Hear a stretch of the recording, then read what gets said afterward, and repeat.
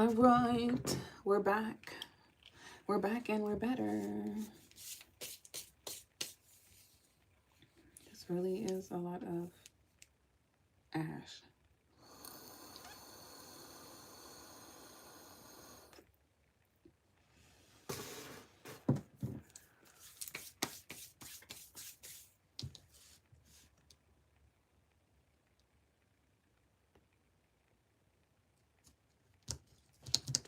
Okay, there we go. Yes. We're going to get into this reading. I'm really excited for this reading because I'm using this deck. This deck is so powerful. Wait, is it mixed up? Let me make sure.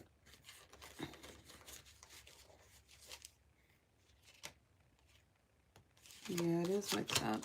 So while you guys are coming in, I'm just going to go through this deck real quick. Make sure they're all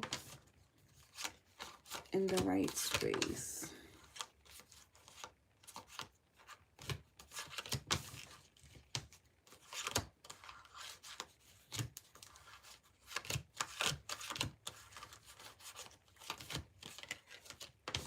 So you know what? Spirit is telling me to do a counterpart storyline. Now, like I said, it doesn't matter if you've met this person or not, because it's about where you're traveling in your energy, right? So I wouldn't say, if you haven't met this person yet, don't apply it to someone you're moving away from. Just focus more on the energy, because the energy travels. So when you are... Okay, because I know I got a lot of new subscribers. So sometimes I repeat myself. For those of you guys that have been here, y'all already know how this goes. But for the new people who are coming in, meeting me for the first time, I carry twin flames and I carry counterparts. And I do not believe that they're the same connection. Some people try to correct me. I need to learn to ignore it, but I still educate because I have a different perspective. So I don't believe in twin flames the way mainstream does, but to an extent, a lot of truth is there, right? Like, I do believe it's the journey that is toxic. It is runner chaser. It is supposed to help you heal, and it's one of the most meaningful connections of your life. You get me? All that stuff. It is magical. It is a lot of chemistry, magnetic. That is all true.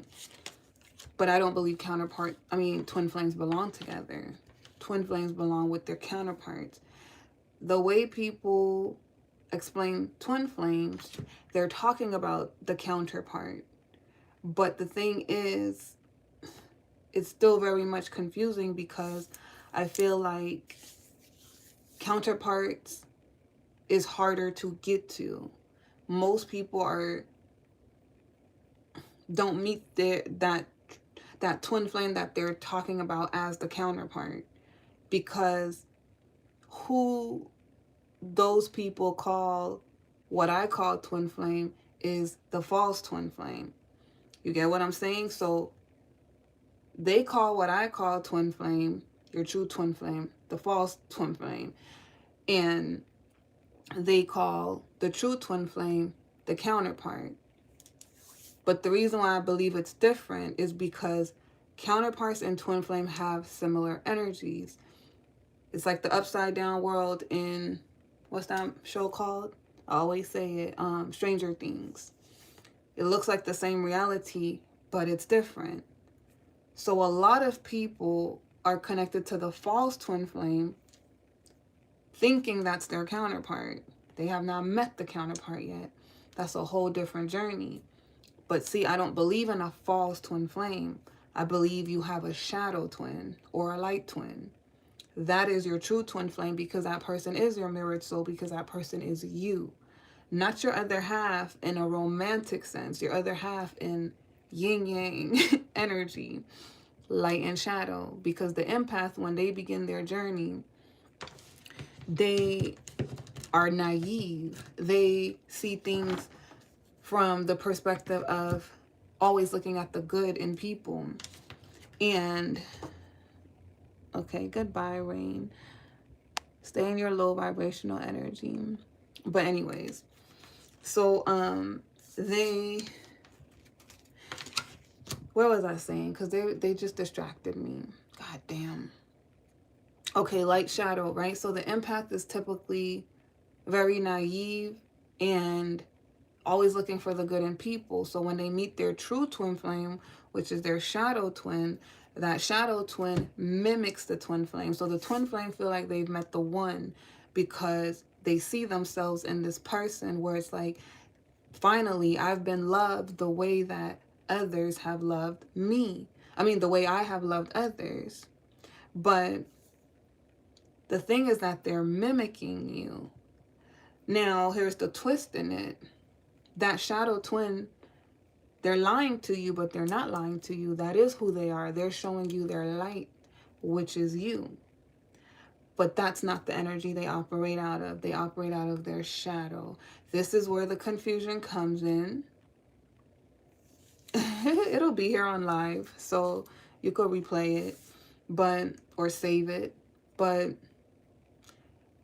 they're mirroring you to you because that is your light energy being reflected at you. That's the beauty in the relationship, because you finally get to feel what it feels like, how others have seen you, what you've given others, but you can't keep it because that twin showed you that, right? But they were lying because it's who they want to be, but they are afraid to get into that because they still care about how the world sees them, how the world, you get me? They're not as strong as you. So now this is why they switch up on you, because they begin to hate you because they can't do what you do. You're authentic. You're not afraid to be you and show up as you are, but they are. So they showed you that part of them, but they can't live that life with you. So now they start projecting on you. Now you start seeing them. And the shadow twin is a narcissist. They are, but that is why they fall in love with their twin, because that's, you both are breaking each other. So the empath, when she gets betrayed, which is the divine feminine is the leader. She's typically the light energy. Doesn't matter if you're male or female. When she gets betrayed, now she's awakening to her shadow because her twin flame, the person who was supposed to love her, who showed her, now has switched up. And it doesn't make sense. She can't understand why. It's the ultimate betrayal. So no other connection hurts you the way that your twin flame do, because that's you. But it's a contract that you have. So every twin flame does that to their twin, because you're supposed to be in that position where you think you found the one, and then betrayed, and then now you're tapping into the shadow, and that's what takes you into the dark night of the soul. This is when your awakening really begins. This is what they tell you, right, online when you search about twin flames. But they don't explain it in this way. They explain it like, oh, after this is done, you guys are going to come back together. No, no, no, no, no. That's the counterpart, because we're going to explain that. So the twin flame, when they break you into that, now this is where your shadow awakens, and you're starting to battle, right, between your light and your dark, because now you want to become like them. You want to hate everybody. You want to just, what is the point? What is the point of me being good? And right? But you fight it because spirit is still talking to you. Spirit is still guiding you. And in your heart, you know you can't become that. But now, along the journey, you start to understand your twin flame in a different way, because now you're experiencing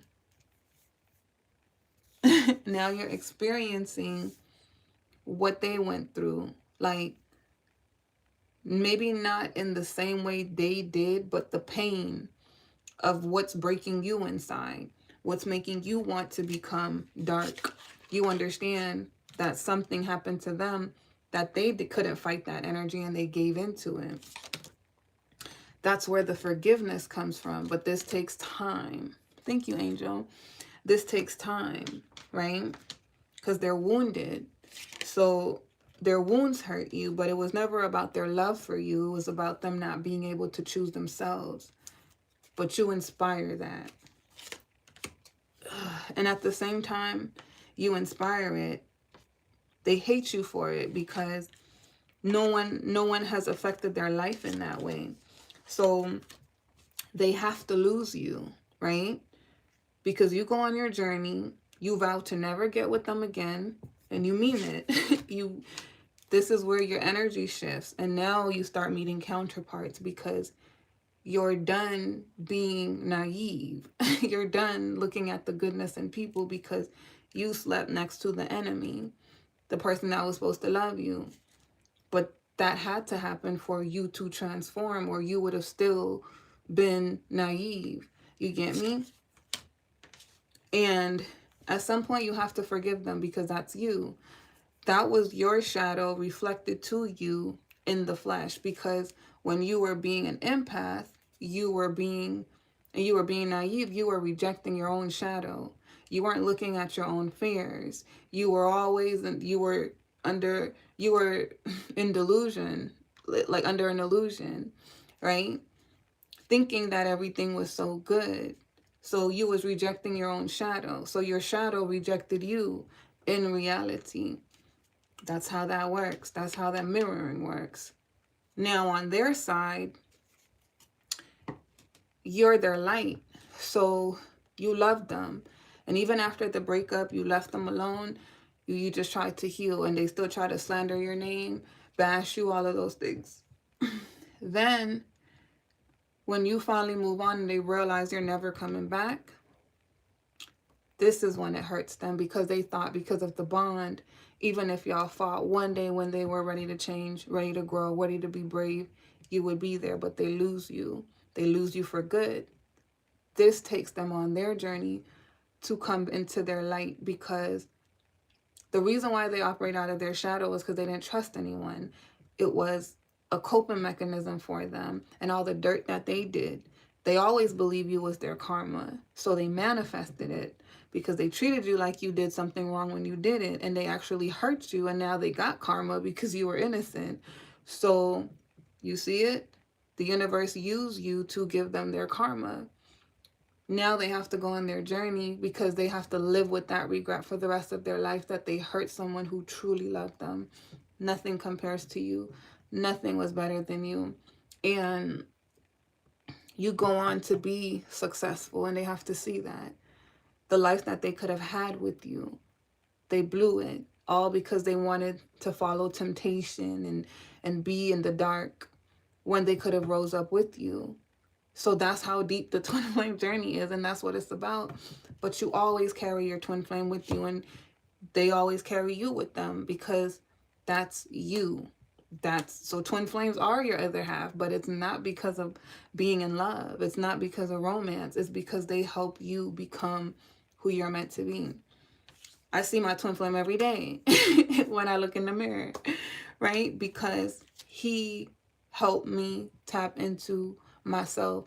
So now you're balanced in your light and shadow energy. That's where you become whole, because you know how to control and operate out of both, right? And this is typically the work that star seeds do. So everybody don't have a light and shadow twin. Everybody's not on this journey. That's why I say there's a specific group that I'm talking to. There's going to be people that benefit from these readings, and they are in twin flame connections, but those twin flame connections aren't light and shadow dynamic. Those twin flame connections are based off of their shadow energy that they need to work through, like codependencies. They're on a smaller scale because we all have multiple twin flame journeys. Twin flames, right? But you only have one true twin flame. Now you get what I'm saying? You have multiple twin flames because you have that runner chaser with other people, but those are toxic, codependent connections that are mirroring the shadow in you need to face, to break, to let go, to not trauma bond. Then when you meet your shadow twin, that's the one that hurts you the most, because that person reflects you as a whole, everything. So that's your true twin flame. The other ones, you could let them go, break those ties. You can't break no tie with your shadow twin or your light twin, right? But you're going to move on to be happy anyways. So now you start entering counterpart connections. Counterparts is what they call your true twin flame. See, counterparts is just like the twin flame, but it's different. Counterparts don't try to play games with you, but they do in a way, right? So it's like this. It's like your counterpart is just like you, but they're trapped in a karmic cycle when you meet them. So they are still dealing with the wounds, and they're better in certain departments that you haven't grown in, and you are better in other places that they haven't grown in. So you have more of a spiritual insight because you broke through the twin flame dynamic. When you meet a counterpart, sometimes they're still dealing with the twin flame. And that's why you have this thing where it's like they're behind you. Like they're like a grade level behind you, right? Because when you come into their life, they've never met a divine feminine before. But just like you were living in that reality where you knew things were wrong, but you still lived it because everybody seemed to be in this reality. That's how your counterpart is when you meet them.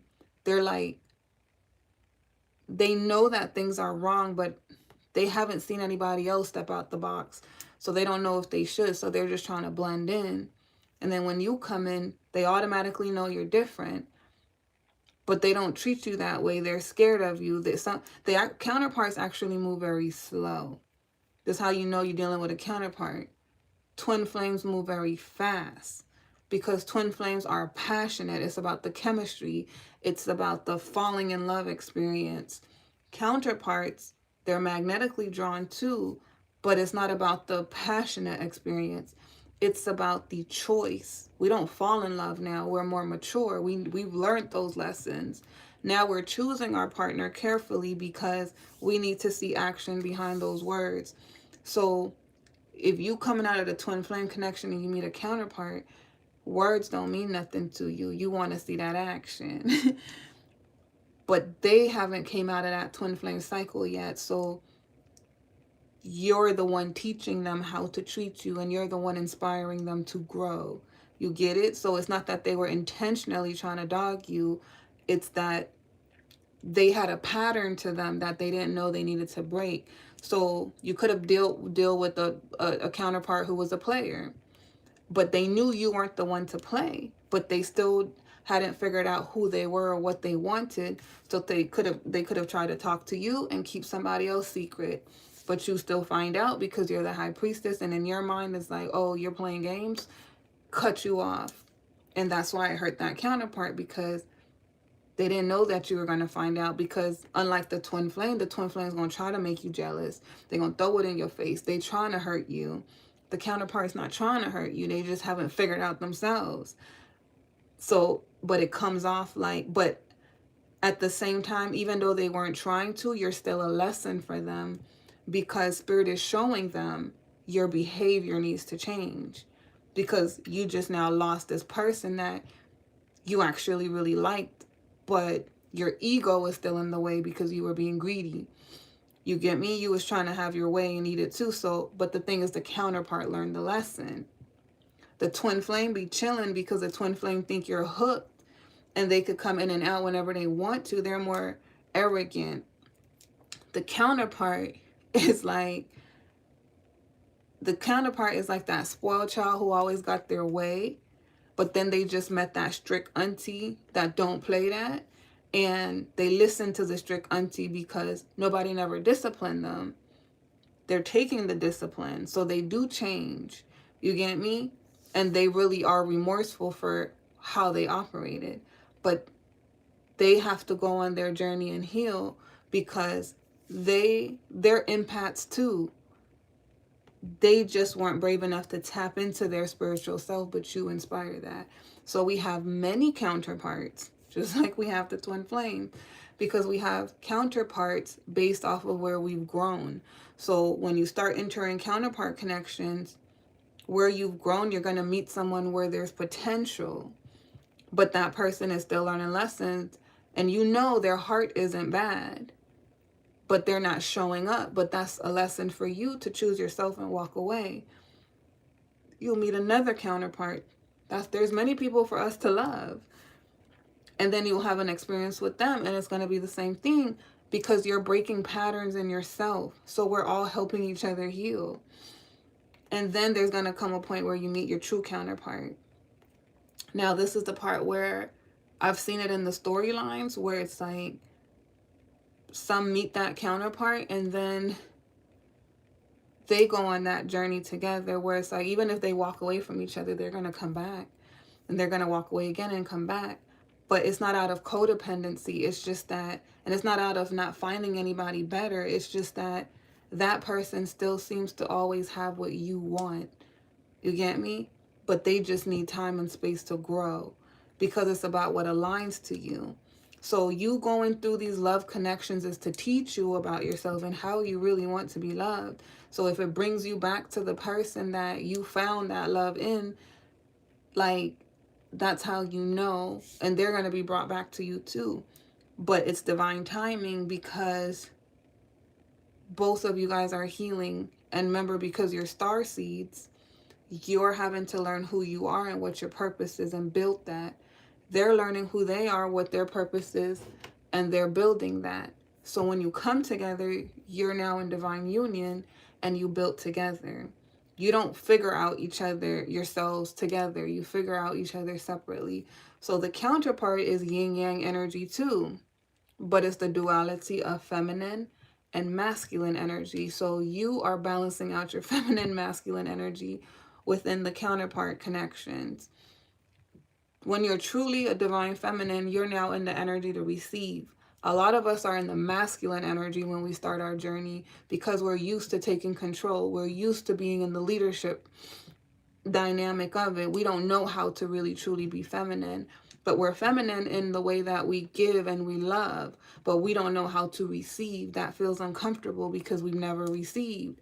So when you finally learn your worth, and now you know how to receive, because your boundaries are set, you know who you are. So now you're ready to attract it, because you know how to set these boundaries. So everything is a lesson, so that you could become your higher self. And that's when union is ready. And it's the same thing on the masculine end. Now, when that person returns, you have to test them, right? And if your heart still desires them, you'll go for it. But if it doesn't, the universe will bring you in someone new that is ready. But the way that I see this is that I feel like you're going to meet the person you're meant to be with. They're going to have to grow. And then the universe is going to bring you back together. So, but it's still, that's just the information Spirit has given me. I'm not saying that that is the truth. Like, but that's just the messages, downloads I've received. And I don't know, everything that I've read, it's come true. Like, in my own life. And, I feel like it's a divine timing thing. And to me, that's what makes sense and why it takes so long. And a lot of people don't come into union because a lot of people aren't willing to discover themselves and do the work. They're so codependent on love. But once you get to a place where you realize, like, all I need is me. I have everything that I would ever need. Love is just a bonus. Like, it's nice to have a partner, but I should be able to do that for me. Be my everything. And you find that love in community, in friendships, in your soul tribe. Anyways, you get me? So it's like that. Like, so hopefully that made sense. All right. I'm not going to explain this again until next month. I really need to just make a video and then send people over there, because I mean, I do have a couple videos in the I have a playlist called Twin Flames and Counterparts, but I know a lot of people don't like to read and listen to things when you send them to it. They want you to say it right there and then. That's how the shadow twin operate. They do the most harm.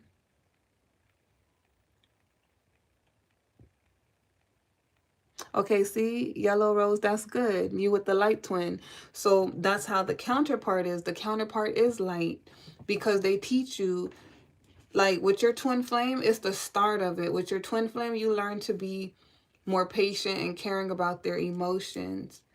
But you still have those arguments because you're still seeing things from your perspective and then they have their perspective and that clash.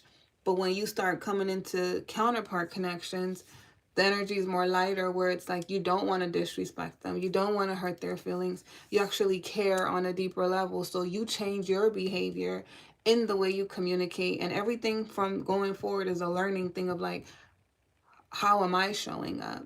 Am I expressing my emotions? Am I talking calmly when I'm upset?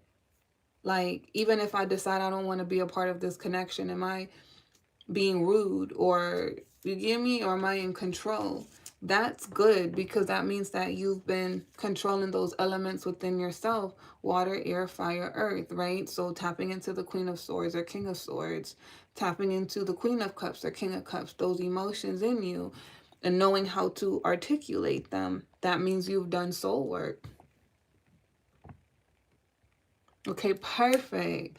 There we go. And that's where that's my goal. Like, you see, when you guys are saying I understand what you're saying, you guys are the collective that I'm talking to. So when people don't understand, I'm like, either y'all not there yet or y'all just not the collective. Y'all not gonna get there. But the collective that get it, my job is to just give you the information. Your soul is gonna recognize it as truth.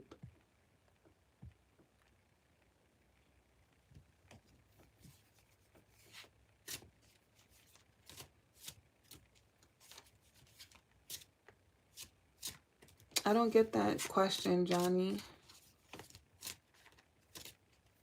Oh, thank you, honey. You see them? I explained them in the last reading, the Starseed reading. We was just talking, but we about to do the reading. And that was okay because that's vital information for those that are new to understand where I'm coming from with twin flames and counterparts. So when I say twin flame and I say counterpart, now you guys have the perspective. It's about the cycles that you guys are in and needing to break. You're still a part of the same collective. You just have to figure out and discern what you're working through so you're not fooled, you're not tricked, you're not stuck, right? Okay, you guys are welcome. You must like trans, Jason, because I don't look like a transgender at all. And I know that for a fact. The Most High kind of down bad. That sound the longest loop ever on free will. Oh, you're welcome, Brittany. Look, I be joking all the time, and I be like, man, the universe is messy, period. Like, and it's so much twists and turns in your journey. You be thinking one thing is going one way, and then it be like, and it's like, what the fuck? They do that on purpose. But it's fun. After a while, it's just fun because it's like, you know that you've been awakened to something so magical, so beautiful, and the way that you grow. You get me?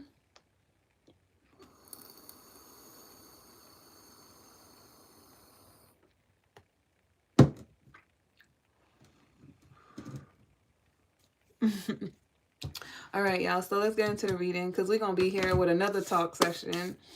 All right. So, if you guys go back and watch that Starseed reading, we did start off the reading. And I feel like I had more information in the beginning because the energy was just coming to me potent. I mean, I feel like it all aligned. This is clearly a starseed, right? But just a quick rough draft, and then we're going to go into the tarot. It's like someone could be getting messages through music. Someone can be expressive through music. That could even be the counterpart. And messages are going to come. But this person is somebody who's meant to... Well, they've always been different. They've always stood out. Whether they know themselves as standing out or not, they've always stood out, right? They're of a higher frequency. So I feel like this person came into this reality with a higher frequency. They just didn't know their frequency was so high. Imagine, like, you know how moths are attracted to a flame, fire, or bugs, whatever. Like, they all come towards that light, right? And that light, well, you got some lights that zap them. That's what it looks like when you have boundaries. There's a lot of things that are going to be attracted to you and you don't know why. But I feel like this person, they've always, and it feels like the feminine energy, she's always been this flame. She's always been very attractive. But people would be attracted to her, but it's not always good, right? But the thing is that she thinks differently. She has a lot to offer the world, and I feel like her journey was for her to find that out, who she really was. But she's a leader. She's not a follower, right? And it's because she's authentic. So her leadership just comes from her being herself. There's nothing that she needs to do. It's her and the universe. It's always been her and the universe. She's always been connected to God. I think when she tried to follow the crowd is when she would get lost, because it never felt real for her, connected, right? You smoking a blunt? Man, this is vape. But I don't really vape. I smoke weed too, but I guess this is tobacco. I don't know. It tastes good. It's blueberry. My brother gave it to me, and I'm like, I'm just gonna finish it. But I'm not somebody that get addicted to things. So, but if it's there, I will use it up.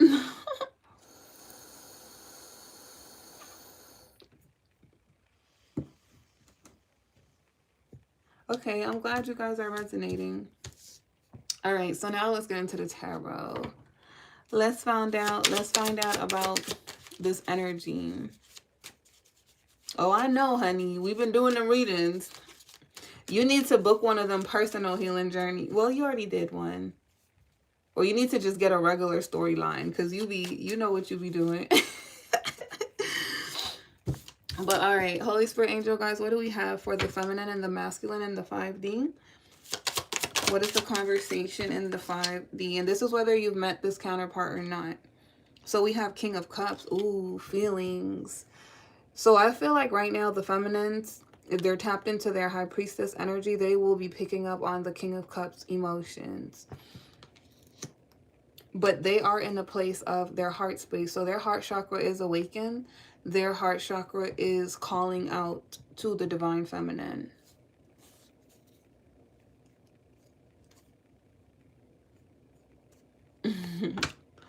What else, Holy Spirit angel guys? Now we have Page of Swords sideways. Ooh, they're thinking. They are wanting to reach out. So to the ones that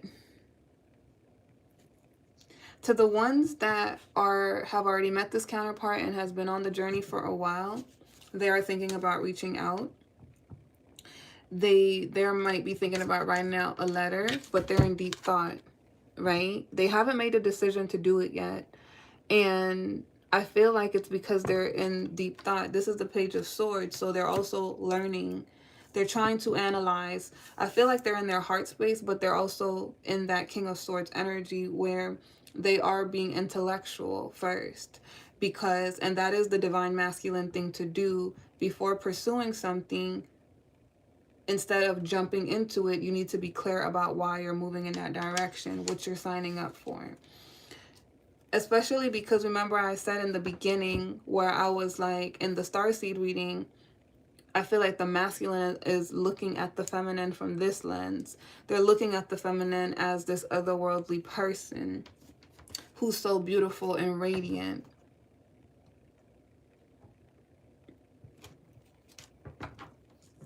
Now, I don't think I said it here, but I'm going to tell you guys, even if you haven't met this counterpart, I'm going to read it the way the energy is coming out. Because typically I try to read it from the beginning and work with everyone.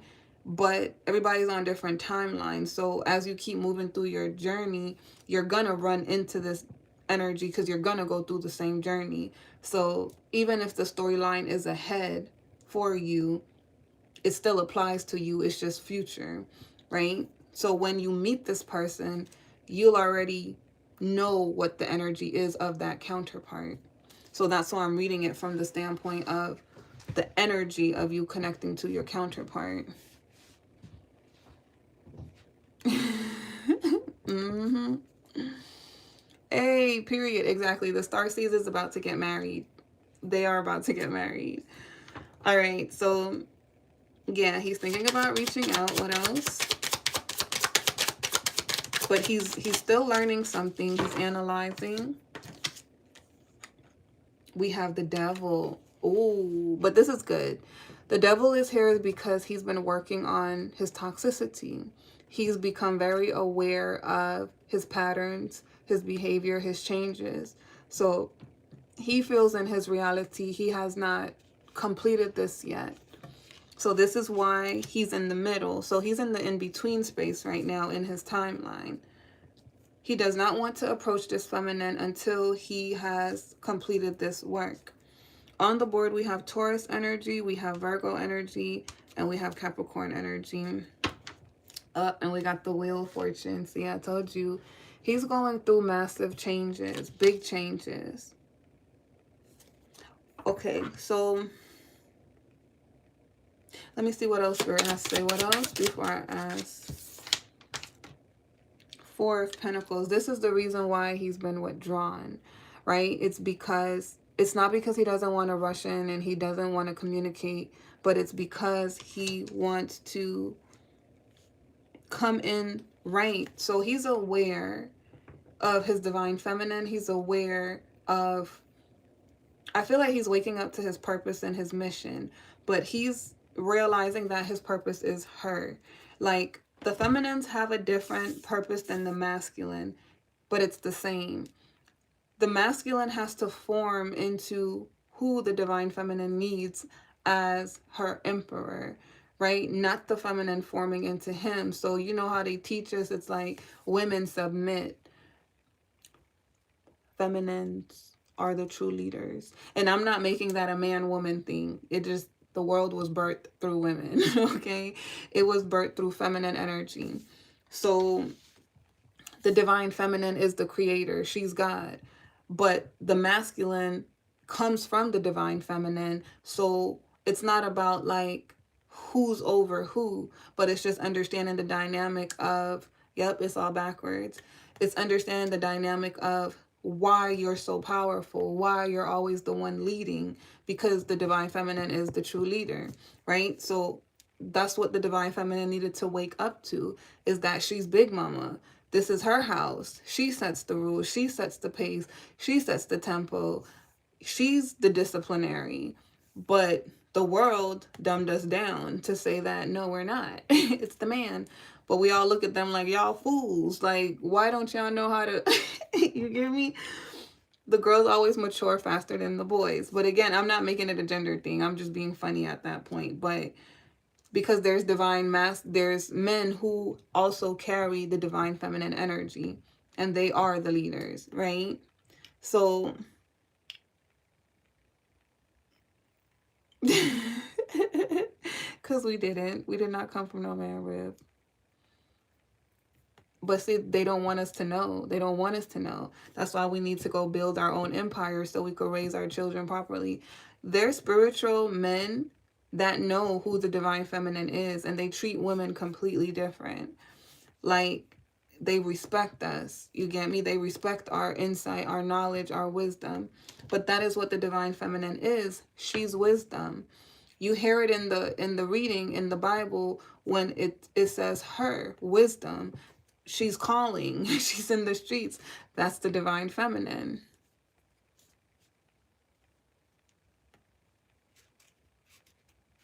Thank you, Bright Light. I believe we were created at the same time. I think we were created with different purpose. Now, I mean, we could look at it in so many different ways, but y'all, this has to be a conversation for another day because I got more insight. But to answer that real quickly, here's another way to look at it. Even if we want to say that man was born first, look at it like this. God put himself inside a man, and then God put the man inside the woman. So the woman has 2 times the God body energy because she got it from the man and she got it from God. It's just like your children. When you pass down things to them, they have it in them, right? And like my 14-year-old, she's very intellectual. She's way smarter than I am. So with the information I could pour into her and her father, she got 2 times our energy. She could be better. That's what generation is. You pouring out into it, making it better and better and better. So even if you look at it from that standpoint, the woman still has it. And even if the woman was created first, you get me? So it don't really matter. It's just knowing the structure of it. That's how I look at it.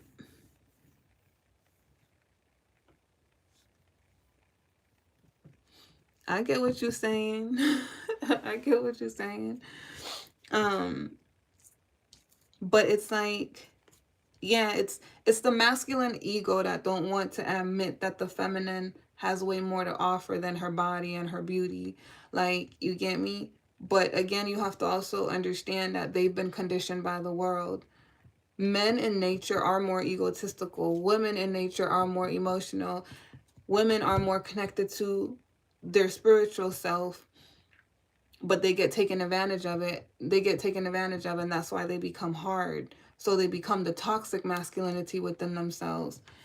But masculines have the feminine energy too, emotions, but they are naturally more testosterone. They're more aggressive. So then if the world is cultivating that and teaching them to be like that, then they reject the divine feminine within them. So that's why they have to go on their journey to heal and tap into their heart space, which connects them to the feminine aspect of themselves and God. You get what I'm saying? God is the foundation. He has to be the foundation. And it's the same thing. The feminine have to, she already have the emotional part of her and the spiritual connection to God, but she also has to toil in the earth. She has to pave her own way in the physical reality as well, be her own masculine. So that's why I say the connection between the counterparts is masculine, feminine energy, because that's how they do the work together, right? Back to the reading. No more talking, because we're going to be here all night. We already at 42 minutes, and we got a couple cards down here. But they work together. So it's not that the woman is above. I'm just saying that, like, the woman has a certain type of intellect that guides her masculine. She's like a guide to him. You get me? But they could elevate quicker if they put that trust in their divine feminine. But their ego is what makes them reject it. But once they let go of that ego, then they see the value of what their feminine has to offer. Men tell you all the time, I just want your love. That love is fucking valuable, right? They could take care of the heavy duty stuff. They want to love you and protect you, but they want to know that you love them for them. That's all they want from you. Real masculines, that's all they want from you. They don't care about how much money you make and none of that. They gonna go make that because they want your love. But your love has to be valuable. So if you don't know how to talk to him when he's down, if you don't know how to encourage him, you're not being a great guide. You're not being a great leader. You get me? A man will submit to that because he will understand that his wife has wisdom and he can receive that. But if she's always arguing with him, making him feel less than, he's not going to respect her. His ego is going to be inflamed. So when these divine feminines are talking to these masculines with love and respect, even if they don't stay together, they're going to always remember her because she's the one that got away. That's what they crave when they're ready for it. But they also don't know how to receive it.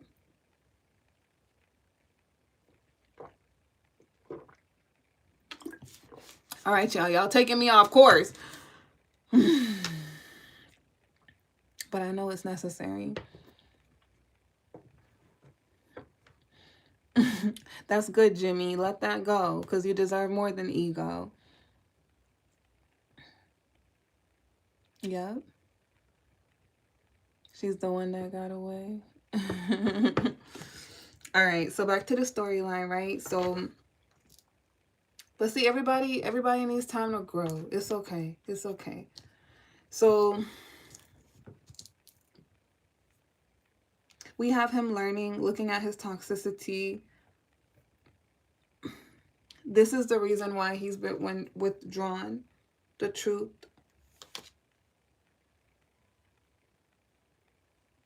He's trying to figure out how to create an opportunity to have an equally balanced connection and give to this feminine.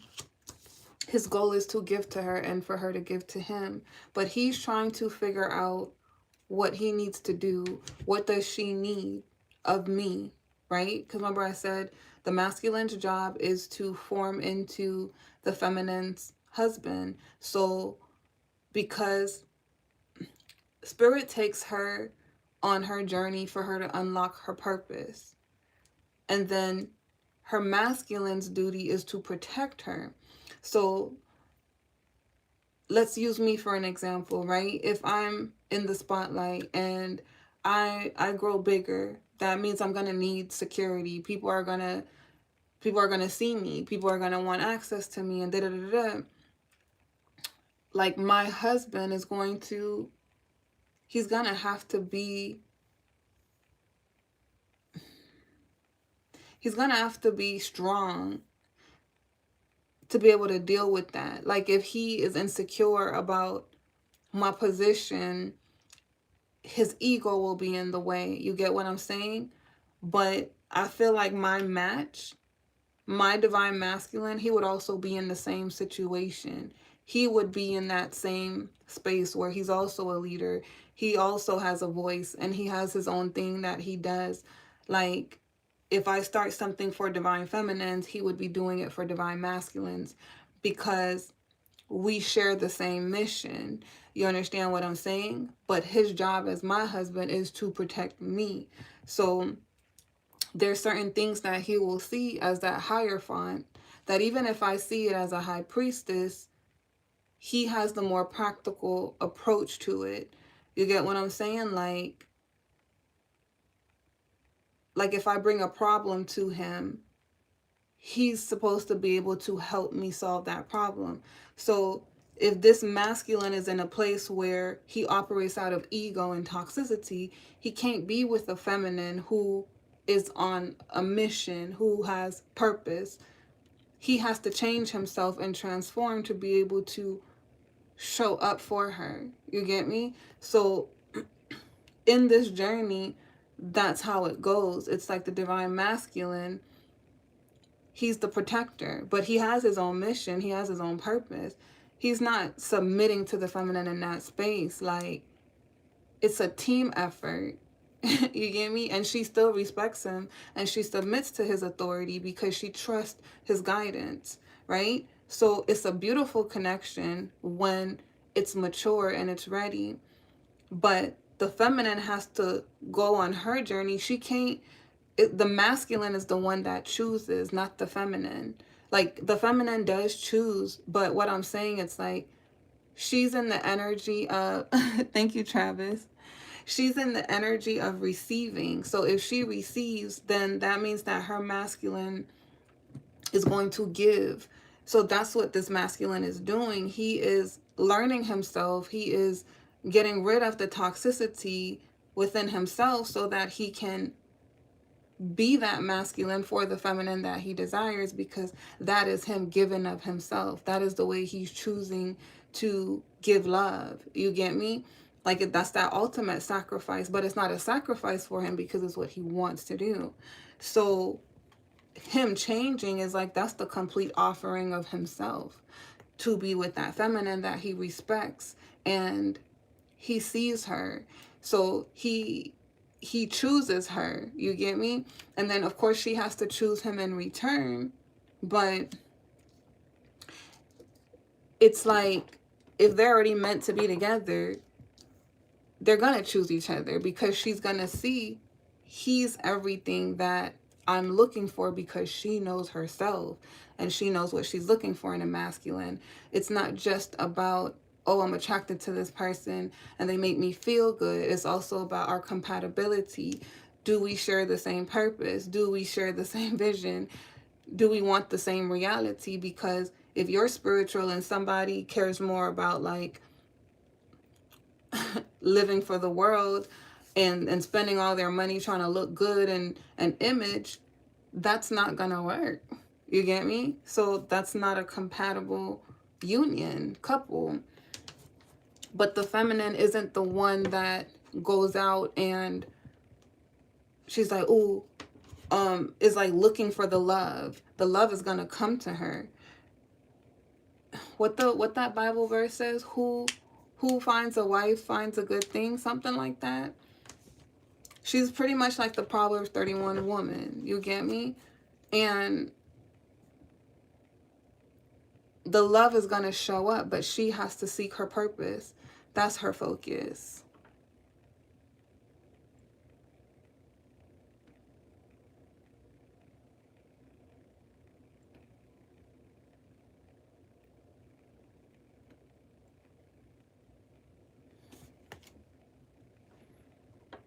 We have Queen of Wands.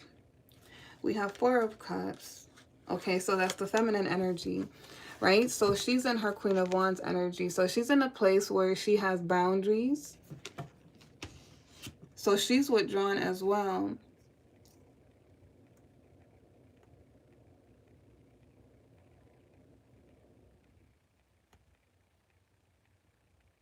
That's crazy. Okay, so now we're seeing the mirroring. Now we're going to look at her part on why she's withdrawn. But we know why he's withdrawn, right? So he's at a point where he knows what he wants.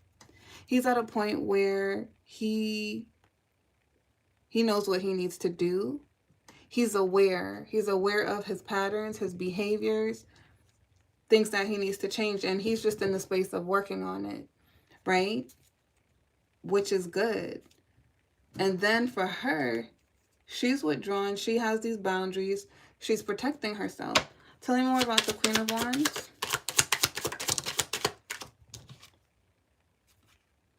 We have the Three of Cups in the reverse. Okay, good. So she's in a space where she's not heartbroken. She's not, her energy is not in this storyline, right? So listen to the storyline. It could be future if y'all not in this space right now. But here she's not in a place of heartbreak. She's not brokenhearted about anything. She does not feel like she's lost anything. I feel like she's full of herself, right? And being full of herself does not mean that she is self-centered and egotistical. No, she's full of herself. So she's balanced. She's gone through her journey. She's controlled her yin yang energy and the shadow light aspect of it, and she's learned to control her feminine masculine energy in that aspect of it. So she's balanced, right? And she's not burdened. We have the Ten of Wands. We have Death. Oh, so a chapter of her life has closed. She's gone through a complete rebirth, right? And this is what I tell you guys. You have to go through all of the elements. So all the queens and kings, you have to go through all of them. But the Queen of Pentacles, King of Pentacles is the last part of it. This is where you're grounded. You have stability. You've mastered all the other elements. You combine them all into one. You know how to operate out of that energy. So this is a part of what she had to do on her journey. She had to create this reality where she wasn't struggling, where she could give herself, thank you, LJ, where she could give herself everything that she seeked outside of herself. So when she gets to that point, she has this rebirth.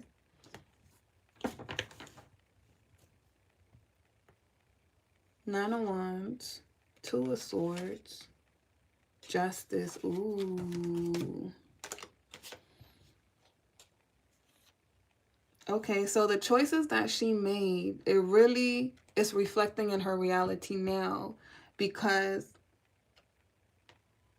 she's receiving good karma. So karma is coming in. So when we get karma, karma is a result of the actions that we've taken, good or bad. But there's no good or bad. It's just choices, right? So thank you, messages. So she made good choices in her journey.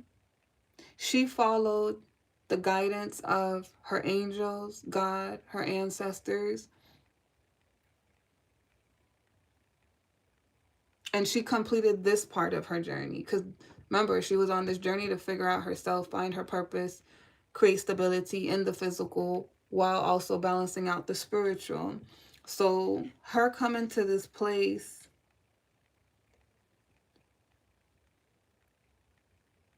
she's being congratulated, she's being given rewards because she moved through her comfort zone. This is not someone who got stuck in their comfort zone and didn't move forward. She moved forward.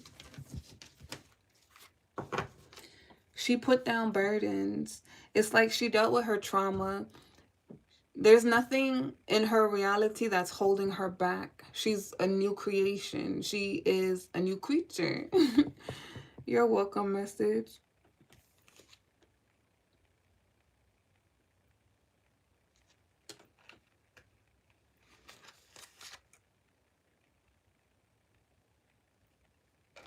Oh my God, I love this. Okay, so pretty much on her end, she took charge, right, of all the things that was holding her back, the negative self-talk. She stopped investing in anything negative that was holding her down, holding her back. With the Eight of Swords. She chose to learn from the experience rather than play victim, right? So it's like she grew wisdom from it. Damn, and she became a badass. So she grew a lot of wisdom out of it and she became a badass. Okay, so we know where she's at. But remember, we have the masculine who's watching her and he's like,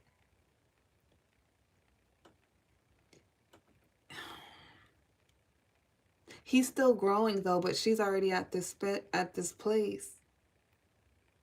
Let's go back to him. All right, so where are we at with the masculine?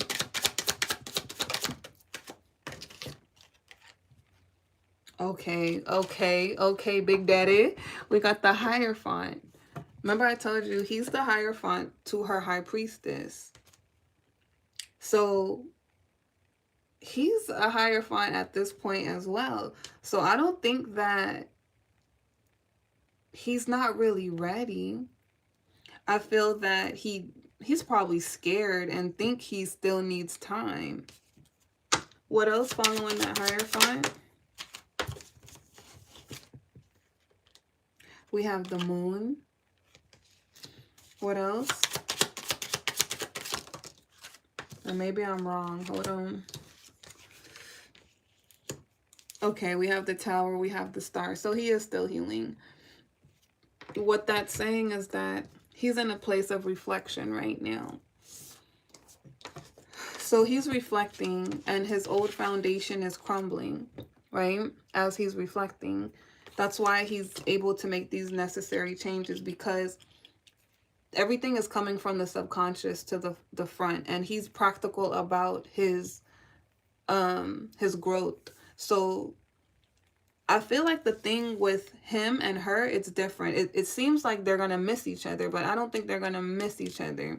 The reason why is because even if he woke up like after her, he still is a very practical, his approach to healing is practical. So he analyzes the situation, he observes it, he looks at what the bigger picture of it, what's necessary, what steps he needs to take, but he's also analyzing her because he's like, what does she need out of me? That's how a lot of masculines operate, to be honest. It's like, that's why it seems like you need to tell them what you want, because that's what they'll do. They'll like, tell me what you want, what you need, and I'll get it for you. So that's his approach. But he's not talking to her. He's just observing her, observing himself, because he knows what she needs. So he figured out what she needs. And then now he's like, okay, now I'm working on it within myself, so I could become her match. So he's he's working through and trying to shape a new foundation, but he's healing all at the same time.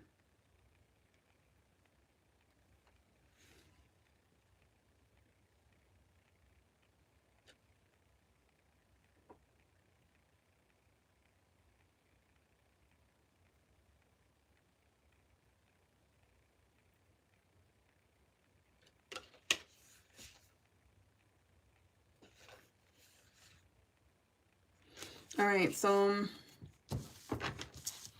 what's gonna happen between them?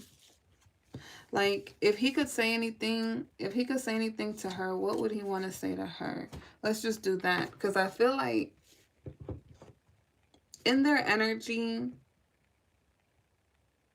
she's reached a point in herself where she's good. She's not wanting for nothing.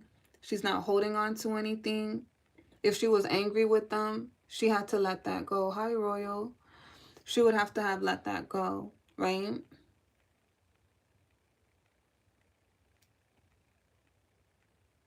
And because he is a Hierophant, I feel like he's going to know the right time to move towards her.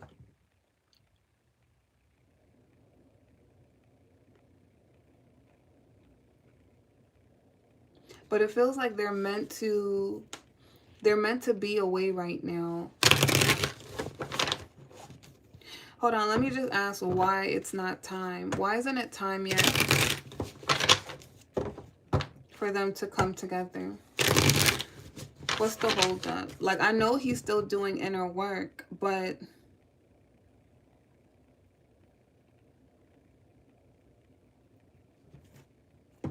I feel like something's missing. We have Four of Swords. What else?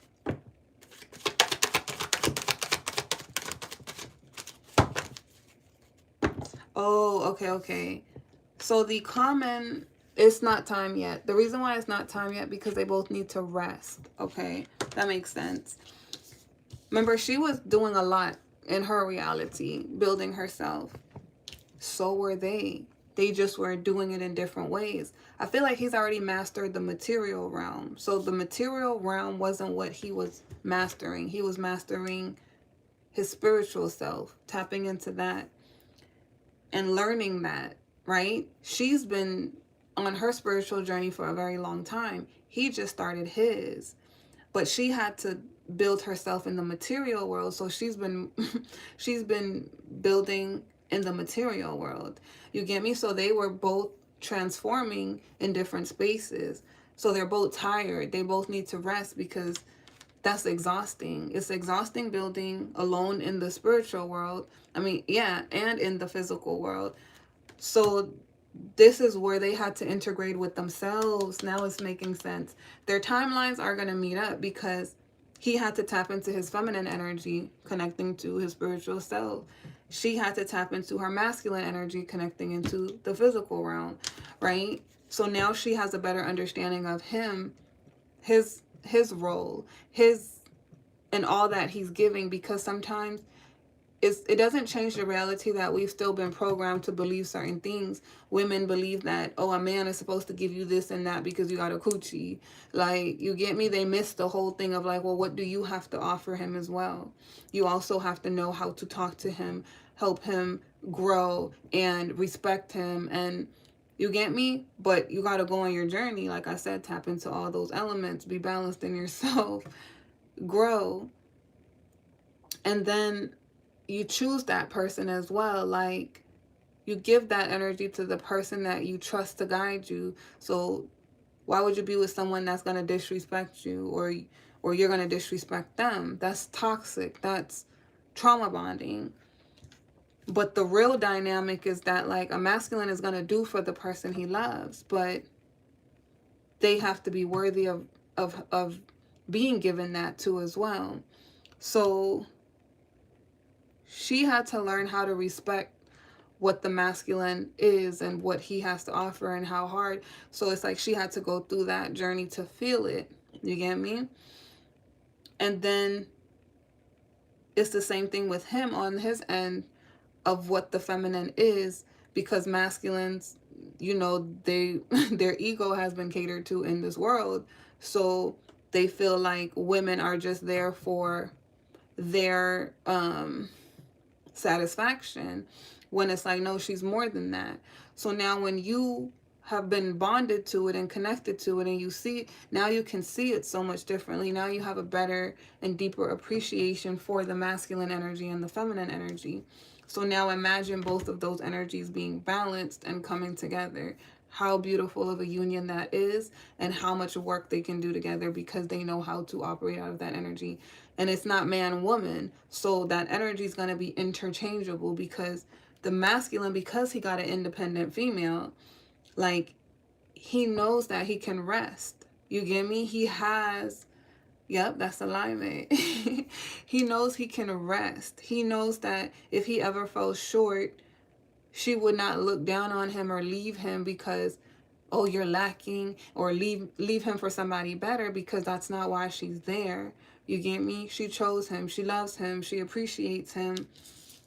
Men need to feel like they need feminines to be in their masculine energy at times too, and give to them, provide for them, like that safety, that security.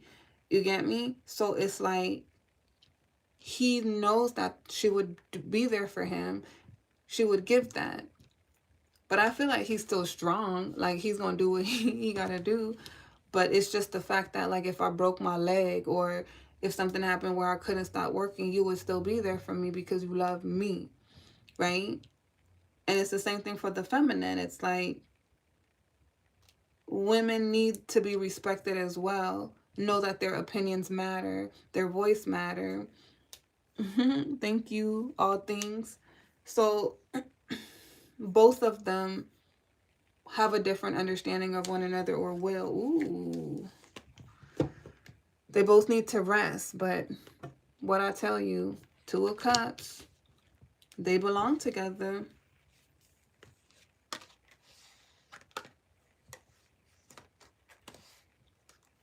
So I feel like they're not really communicating in the 5D. I feel like they're still connected in the 5D, but the feminine has been focusing on what she's been building, and so has the masculine.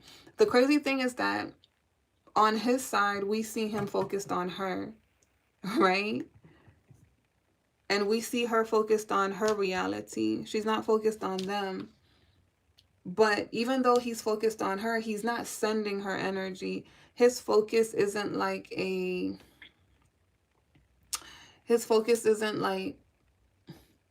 like he could even be spying and things like that, but it's not a distraction. His focus is being a better person for her. She's like a project for him right now. You get me? So he's studying her. He's studying her. So they're not communicating in the 5D, which is good because they're not supposed to. But I feel like for him, he's still in a space where his perspective has been changing, and that's what's been needed as well, because I feel like he was feeling stuck. He was thinking about the situation from a lens where he didn't know if things would work out. He didn't know if he should really invest in this connection because of some sort of betrayal he had in the past with her, right? That she was able to see and find out about. So he didn't know if she would ever want to hear from him again or have him back.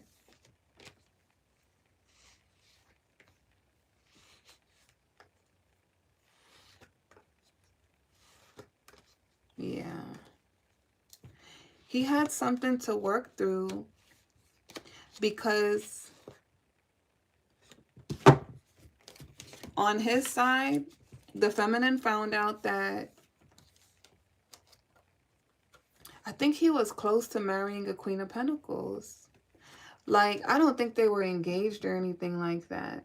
It's not that, but he was moving in he was about to marry the wrong person. He was about to marry the wrong person. And he's disappointed in himself for that, right? Because it's like He went after passion. He took a leap of faith in the Queen of Pentacles direction. And instead of the Queen of Wands, right? So remember, she came out as the High Priestess, and he's a Hierophant. So she knows there was no evidence that he was doing this, but she found out. So that's what happened in the past, and that's what made her walk away. But when she walked away, that broke him, because he was single. He wasn't in a relationship. He wasn't married. He was trying to figure out who he wanted to be with. And he got tempted by the Queen of Pentacles. And he thought, maybe I'm going to move in this direction. But the High Priestess picked up on his behavior and was like, oh, maybe he was making a choice for himself. So take you guys' feelings out of it, okay? Take your feelings out of it. Look at the bigger picture. He was making a choice for himself. So he wasn't trying to play the Queen of Wands, but he was. But he wasn't. He was trying to figure out who he wanted, right? But the thing is, he wasn't choosing from his heart. He wasn't being a King of Cups when he was choosing to move towards the Queen of Pentacles. He was allured by desire. And remember, he was still awakening when he met the Queen of Wands. So he hadn't fully awakened to who he really is. So when he was moving in that direction and the High Priestess found out, she communicated about it, that's when it set in for him. The moment she walked away was the moment he realized he did not want that Queen of Pentacles. Because what the Queen of Wands was giving him, he immediately feel it leave. So it's like, sometimes if you, just imagine, okay, I've been in the situation, but imagine that you have two masculines that want you, right? One look really good, like they're a boss, they clean up really nice, they got a lot of money, or so it looks, like they got a nice car, nice house, and they can take care of you. And yeah, y'all easy to be like, oh, but that wouldn't just be swayed.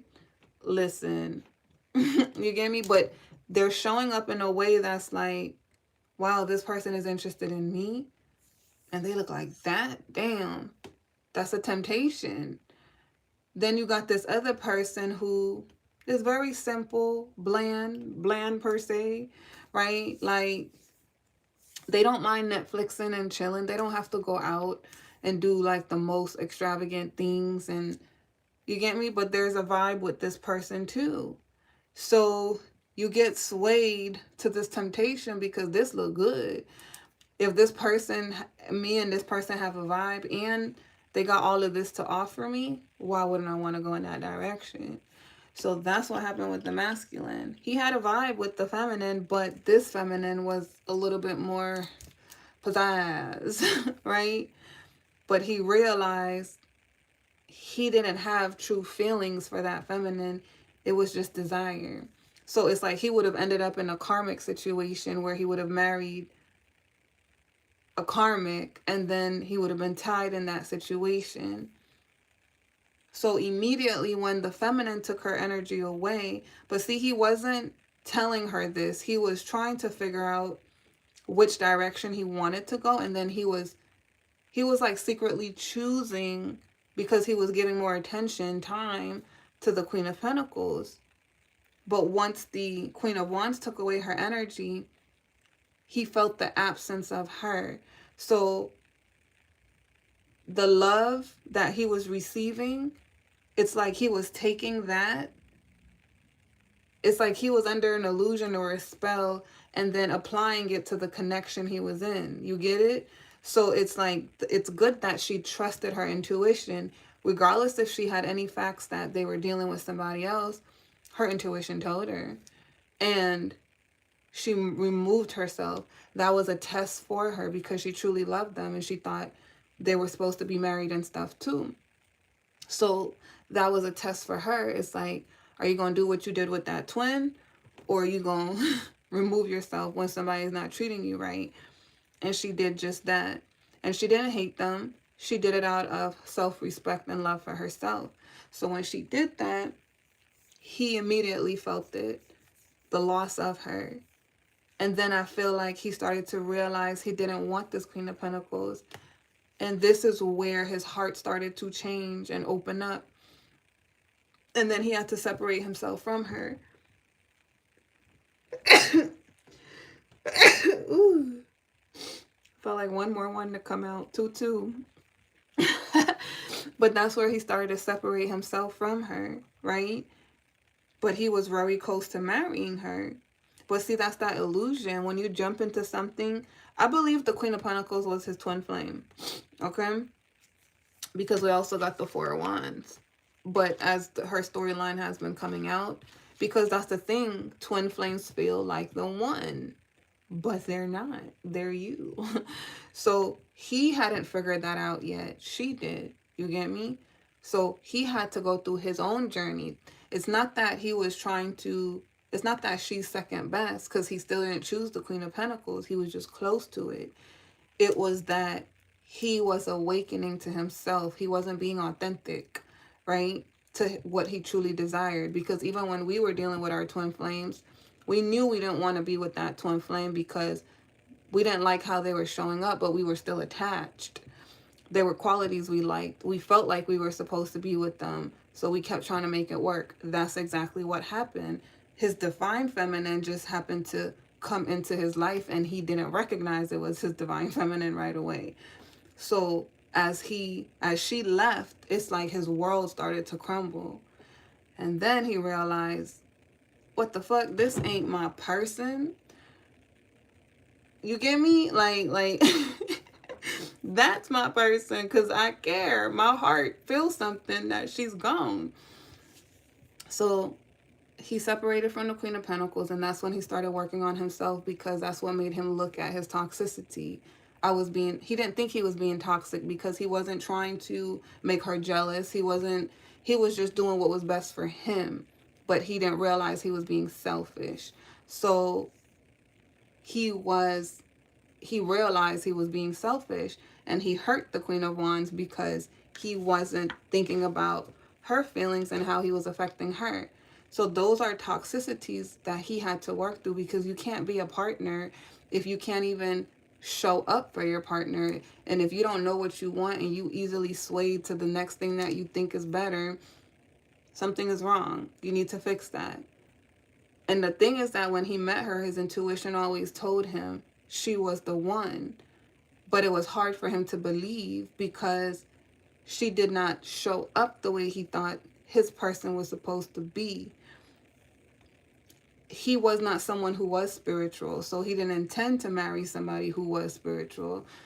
She's like the weirdo. You get what I'm saying? Just like how the world pushed her away and cast her to the side because she was too powerful, like how we had in the beginning of the reading. That's how he saw her as well.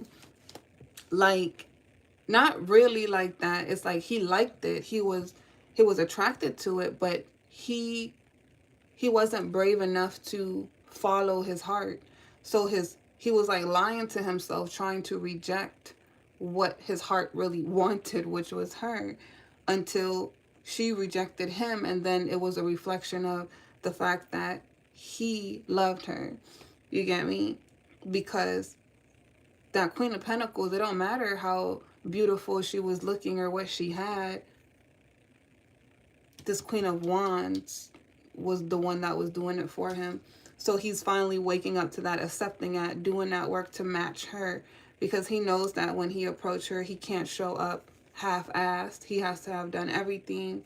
And the thing is, remember, she's an empress. She's not coming out as an empress right here because she's a Queen of Wands type of empress. Just like we have the Queen of Pentacles, the Queen of Swords, and the Queen of Cups, right? They all have all the other queens in them, but it's the one that they embody the most. So she's a Queen of Wands empress, meaning that she could be creative, but she's a leader, and she's strong, and she's very independent, and she has strong boundaries. That's how her personality comes up, right? Fire energy. but she doesn't have to be a fire sign. That's just how her energy is. It's very passionate. So he wants something passionate. The Queen of Pentacles, it's not to say that she's not an empress, you get me? But he realized she's not my person. He was attracted to her because of how she showed up, the image. Queen of Pentacles, they look good. This is earth energy. And there's nothing wrong with that, right? Because archetypes, we all have our own vibe, our own flow. But the Queen of Pentacles is somebody who sometimes they could be more materialistic, but that just means from the standpoint of they enjoy the what is it? The fruits of their labor. Like, they like to look good. They like wealth. They like money. They like, you get me? So she could have been the type of queen that requires him to have a lot because that's going to sustain her lifestyle. Where the Queen of Wands is a little bit more simpler. That's not her focus. She's more passionate about things in life. But the Queen of Pentacles could be more of somebody who likes to engage with the worldly things. You get me? Going on big trips, nice dinners, and things like that. And it's not that he don't have the money for that, but I think he wanted something more meaningful than just like, she seemed to have been more surface level. He wanted something more deeper, but he didn't understand that that's what he was seeking, and he already found that in the Queen of Wands. You get it? Because I feel like the Queen of Wands was deep and that scared him. So he went to something that seemed like it was gold on the outside, but then as he got to know her, it's like, she doesn't make me feel the way the Queen of Wands does. And then the Queen of Wands left. So then when she removed her energy, it was like, this is not what I want. You get what I'm saying? So it's nothing wrong with that. It's nothing wrong with that Queen of Pentacles. It's just they weren't a match. It's not what he really truly wanted, and he had to figure that out.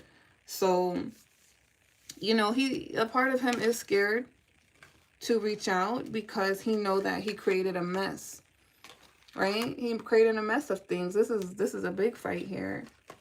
But he's hoping that if he's changed, he grows, and she sees the spiritual side. He really trying to tap in that spiritual side of him, that she would take him back, because he knows that that's his person.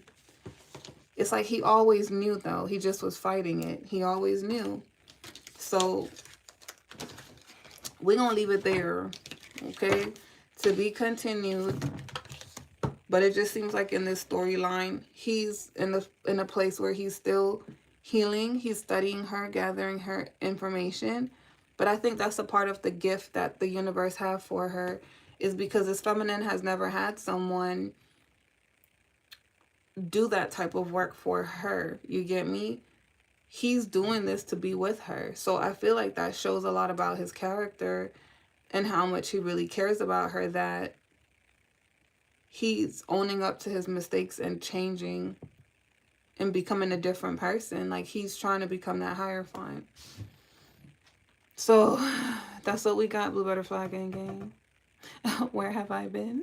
Where have you been all my life? Who sang that song, Rihanna? Where have you been all my life?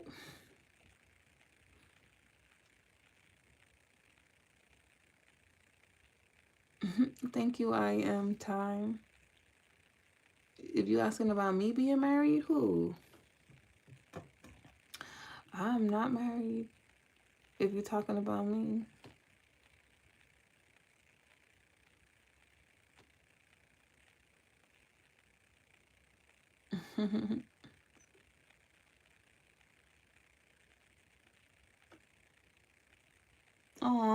Well, I'm glad that you guys appreciate the readings and the way that I say them.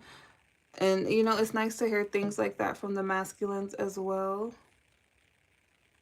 because you guys are important. And, you know, this journey is for both sides. So I know specifically my role is to help guide you guys into union, give you guys clarity, guidance. But I do readings for divine masculines and feminines too on this channel. There's playlists on them and the ones that I've already done, and they're timeless. So if you guys are in cycles, they can help you get more insight into yourself, your thought process, what you need to change. And if you guys need deeper guidance, I offer personals. And my personals, I don't take questions because I give you guys the direct channel message from me. From spirit to you. And you know it's true because I don't ask you no questions. I just know, right? But it's intended to help you grow and heal and work through what is hidden from you so that you could get to the blessings, right? We all have to go through that part of the journey. So that's for people who feel like they're lost and they need that guidance. And I have 3 different styles of readings. You guys can check them out. Make sure you guys read the description box before booking. And then the website will be in the bio or the description box after the live in the link tree. I think it was a beautiful reading. I like doing these ones. I think this is the second one or the third one that I did, the 5D conversations.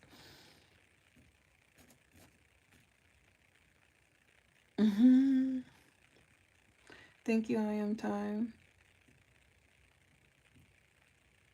Ooh, that is challenging. Scorpio, Pisces, and Cancer. Oh my God, you got it bad. You always in your feelings. Ooh, that's one to work through. You definitely Queen of Cups energy.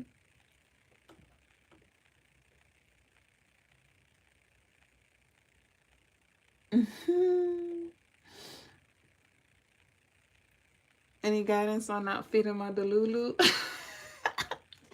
That one is funny. So for me, I always say perspective is everything. Like even me, you go ask my best friend, like we have conversations and she'd be like, girl, you know that's your counterpart. You know he gonna come back for you. And I'd be like, nope, he could be moving towards that Queen of Pentacles. Like I tell myself the worst case scenario, not because I'm rejecting the manifestation and I'm like, but it's like, I just have a strict rule with myself that I'm not going to focus on anything that has not reassured me that I'm what it wants. So if I focus on it, then that's me keeping myself stuck and like going through emotional ups and downs. But if I just keep moving forward and enjoy my journey, enjoy what life has to offer me, like I'm open to new love. I'm open to having a good time, whatever it leads to. And I feel like that sets me free because feeding your Delulu, it will keep you stagnant. Like, it's only fun to feed your Delulu when you know that it might not be permanent and you're in control of that because you're just having fun. You get me? But if you really feed it, it's gonna keep you stagnant. So I just tell myself, don't even. And it works. And I'll be happier like that because I'll be like, I have nothing to lose. If they come back, they come back. If they don't, they don't. Like, but that's their fault. So I just think about my happiness. And that helps me not to feed the Delulu because I'll be like, it makes me feel more empowered as well. Because it's just like, if it wasn't them, then I'll manifest something better. You know? I don't know. Hopefully that helped. And then it just makes it fun for me. Y'all, I've had so much fun on my journey.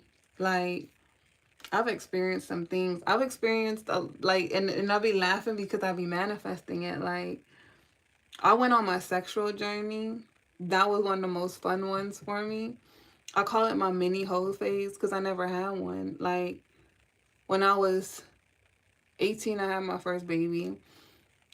I got married at 21. And then I was with that person for 10 years. We got a divorce. Then it took me 2 years before I broke my celibacy.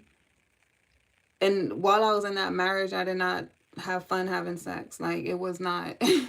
Because I need to be in love. You get me? Or at least that's what I thought. So on my journey, I wanted to explore that. Like, what do I actually really like?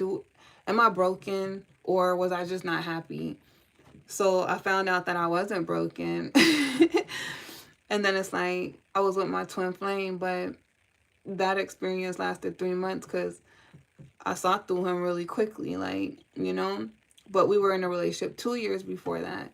So I had experienced my twin flame, and then, but I didn't have that whole like out of the world, like sleeping with him. I didn't have that attachment because I realized that like I can't orgasm with ego. When you have a big ego, and I feel that, like, so I've never, and I think that's what my journey was. It was just like, I just want to experience like a guy giving me an orgasm, but it never happened. But, um, yeah, so it's like, I had that experience, but I was like, I didn't have the whole like, oh my God, this is the best sex of my life with my twin flame. It was good, but it wasn't the best. And then I met a counterpart, and then I did it with that counterpart, and it was a one night stand situation that it wasn't supposed to be, but it ended up being that, right? So it felt like a situation that was like, if we kept doing it, it would have been great, but it was one time. And I'm the type of person that I have to warm up to you. So if we have sex one time, I don't really feel like we had sex, because it's like I'm not really connected to you yet. You get me? So, but all of this was teaching me about me and like how I operate in that experience. And then I kept going on my journey, and I got celibate again. I started going on dates, and then people was getting on my nerves because I knew that that's all they wanted. It was so evident. And it's like, the more you want it, the more I don't want to give it to you, because why do you want to use me so bad? Like, you get me? So I would just hold it, and I'm just like, man, because I'm waiting for the right person, like vibe wise. I let go of all that time stuff, because I'm like, it don't matter if you do or you don't. Like, they gonna still leave, they gonna still hurt you, do it for you. So my journey was solely about me. So then I broke my celibacy with my counterpart. That's the one that I had like my whole experience with. But that was on my birthday on a drunk night, and we didn't really do anything. It was like 2 strokes, and then we went to sleep because he was really tired. So I felt like it was nothing, and then we had it one more time, but that was like a quick experience. And I don't know if it was because he was like drunk and sleepy, but both times. So I was just, and then after that, I ended things with him. So it's like I had this mini whole phase, but I still wasn't getting the experience I was looking for, because it was like, it was always short. Like, you get me? It was like 1 time, 2 times. The twin flame was the longest. He was 3 months. But like, they didn't satisfy my soul. So then after him, well, Drew and him, this is where I had a real whole phase. Drew and him, this is where I experienced like how men operate with women. Like, I was in my masculine energy, and I experienced it, because then when I was dealing with the counterpart, he wasn't giving me what I wanted. Like, he would disappear for a month, 2 months, and I don't wait. I just keep moving forward. But he would come back. But since I liked him, he was the one that I would prioritize. So when he would come back, I'll come running back to him like, okay, you ready now? You get me? But I was having fun with it. You get me? That's how I feed my Delulu, like, because I'm not overly attached. Like, I'm not expecting too much from you. When I get attached, that's when I start getting mad and doing crazy stuff. So in that, I wasn't attached, not yet. So when he disappeared, I met somebody else. I met a Scorpio. That's why I was like, I love y'all. But I met a Scorpio. And I remember the first day I met him, like, I was at the grocery store, and he saw me, and he came, and I was manifesting him, because I told Spirit, I was like, Spirit, send me somebody that like I could really have a good experience with. Like, you get me? Like, I really be talking to Spirit, and I manifest it quick. I manifest people quick. So he came in, and then he came in like within the next week, and then we was at the grocery store, and he was like, he had dreads. He was my first dark skin, long dread head, right? And he's a Scorpio. So he hit the corner when he saw me walking, and he was like, "Excuse me," he was like, "I just wanted to tell you how beautiful you are," and he said something else, and I was like, he really happy. He really happy to be talking to me right now. And then he said something about like if I had a boyfriend, but he didn't ask. He just like assumed, just like how Mr. on here was like, I know she married. He said something like that, and I was like, no, I don't have no boyfriend. And he was just like, oh, like that was his green light. So he got my number. I got his number because I was attracted to him. And I was like, I wonder if this is him. So we was talking on the phone that same night. And then like I was just upfront with him, and I told him what I wanted, like, and what I wanted from him, what I wanted the relationship to be. And I told him, I was like, there's gonna be a time that I leave. Like, I'm not gonna stick around, but this is an experience that I want. So we did that same night. Put up at his house. Skirt.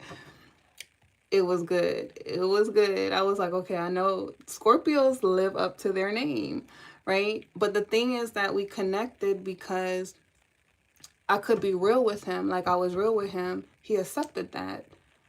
Like a lot of men they don't be accepting my realness. Like, I don't know, it'd be off-putting for them. But, and I'm not somebody that like sleep with just anybody. I'm very selective.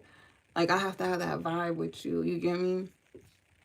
I'm one of those that hold out. Hold out. But that's why I said I knew what I was doing. It's like I'm just gonna have fun. Because what am I saving myself for? Because the dude that I'm gonna end up with, he not out here saving himself for me. He definitely out here having fun. So,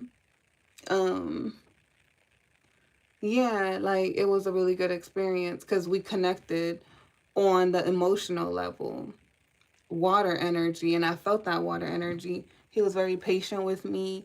I didn't feel his ego. He didn't have ego involved. I mean, I still didn't, you get me? But he was close to it. He's the closest one. He eventually would have, but I cut it off. I cut it off between us because I feel like he was dealing with karmic stuff and it was affecting my energy because I was connected to him. But he didn't treat me karmic. Like he was starting to fall in love, and I didn't want that for him because I had already told him like I'm not gonna stay. I already know what I want, and I know you don't fit that. So that's where I got to experience like how men can sleep with women and not have an attachment to them because it's just about the sex. It's not about like, oh, I want to be with you, because they already have a preference for what they want. So that's how I understand in the storyline with the masculine. It's like he already had a preference of what he wanted. You get me? If he was following his heart would have chosen Queen of Wands, but his preference was the Queen of Pentacles. So that was for me. It's like the Scorpio, like he's a great person. You get me? Our emotional connection is good, but his lifestyle, I don't want that for my life. You get me? That's my preference. So he understood that though, because I told him that from the beginning. Like, I wouldn't. You're not the person I would get pregnant by, because I'm not dealing with this life. But we could have fun. So I already felt like he was gonna start falling in love, like he was getting attached. So that's also why I cut him off, because I didn't want to hurt him like that, you know. But we talk every now and again, because I'm still single. But we don't do that, and there's that boundary there because it's like we have a cool connection. So yeah, like, and then I had one more experience after that. That one I manifested too, because I was testing myself. Like, typically I don't deal with the big boys, if y'all know what I mean. I deal with the average. But that one was a big boy. But it wasn't too crazy. You get me? But yeah. That one was a water sign too. That one was a Cancer. So I had like that similar experience with the Scorpio with him, but that one ended up being a one night situation, and it wasn't supposed to be that either, but it was that. But that one, I feel like that one probably would have did it, because I just feel like that's what it is. It's like you can't go backwards. Like on this journey, when you're manifesting things and you grow and you find out what you like and you being authentic to you, things get better. It don't get less, it get better. So I'm like, my expectations now. But anyways, this journey is fun. It is so fun. I've had fun, okay? Yep, healthy detachment, focused on yourself, right? You see, I was a wife. I left though, but I was a wife before.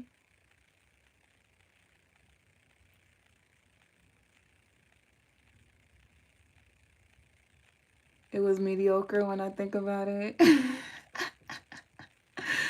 The long distance and the suspense that made it good. Exactly. That's how it was for me. When we were long distance, it was the same thing. But in person, it was just like, no, your ego too big. No, that is so true. I am on time. Yeah, I do believe that. I think you have yet to truly love at the capacity you wish, which is why the orgasm has truly never been reached. Yeah, because I feel like I haven't felt that connection. Like, my love is deep. When I love someone, it's deep. They always regret me walking away. I never regret walking away from them because it's like you didn't love me to the capacity of what I loved you. So I haven't experienced that type of love. You get me? It's like, and I feel like that's what my body yearns for. So my body is sacred. My body is more tantric. I could fuck. Like, you get me? I could do that. And it's fun sometimes, but it's in the category of fun. It's not what my body craves. And these men don't know how to connect to me on that level. Like, if I start doing tantric stuff, they'll orgasm quickly because it's like they've never experienced that level of intimacy, touch. I'm very intimate and I'm a siren. So it's like when I switch into that energy, it's very alluring. It's very all into intimacy, but I haven't even when I was on that journey, I didn't tap into it all the way because I'm like, I can't. These men would be crazy. These men would be crazy. But I've learned that. But now I'm celibate because I know that, like, I needed to experience that to figure myself out. And I figured it out. And it's like, sex is not satisfying to me unless the person is connected to me on that deep, deep level. So I'd rather just play with myself until that person come in, because ain't nothing out here that I really want. You want a fit check? I ain't got nothing on. Yes, I am a Pisces. Yep, established mentally. But I just got a shirt. I just got a shirt and blue jeans. Like, that's it. That is it. I went to go get my tattoo today, so that's why I'm wearing my shirt like this, because I don't, just hurt myself. I don't want to put it over the tattoo. And I got this ointment on there, and then I don't want to touch it. Sadly, when we attain higher consciousness and our old soul's earthly temptations fade, yeah, I believe that. And I like how you said that, John C. Best I had was a Libra. Ooh. But he had his Mars in Scorpio. And that really came out in the bedroom. But I didn't like anything else about him. So couldn't stay so up. Oh my God, y'all are me. It's so funny reading y'all comments. And I just be like, yep, that's me. That's me. Yeah, I can't stay long either. Because it's like, I know what I want, and like I just know what I want, man. And I just can't wait for that day that like I have that level of intimacy. But when I do have them times like where that energy is just strong, I do think about that last person I did it with. that one time. But see, he was a twin flame. So I guess it is that twin flame magnetism. I had two twin flame connections that was like that. Like my first twin flame and my last one, where the sex was really good. But it's because their heart space was really open. That's why. Like the Cancer, he's not a bad person. It was just bad timing. He didn't do it. We had a conversation, but it's one of them things where it's like we should never done it if you knew you weren't gonna be consistent. Because I was looking for consistency, but he was in a place where I think sometimes guys just feel like they're gonna fall in love with me and they get scared of that and they overthink it. And then that's what happened. It was like he cut it off so that his feelings wouldn't get developed. But he wanted me to stay around. Like he wanted to be friends after that. And it's like, you just hurt me. I don't want to be your friend. I could have kept my celibacy. Like, we had a conversation and then you change your mind afterwards. Now I broke my celibacy for what? I'm not that type of girl. Like, I don't like having a bunch of body counts just adding up. No. I like consistency. So I got mad and I walked away. But that thing was good. I'm kind of mad now that I walked away. I should have stayed. Because it could have probably happened again. But, it needed to happen however it was going to happen. It's okay.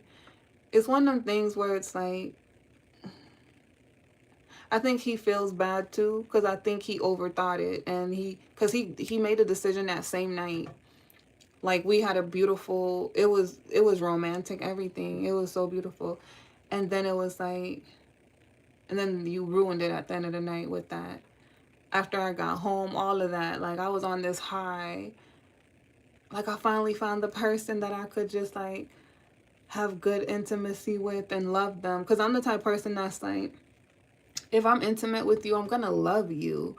Like, I'm going to love you. But that don't mean that I feel attached to you. That don't mean I feel like now we're going to end up in a relationship and together. That just means that you're going to get love out of me. Because I don't deal with people I don't care about. So,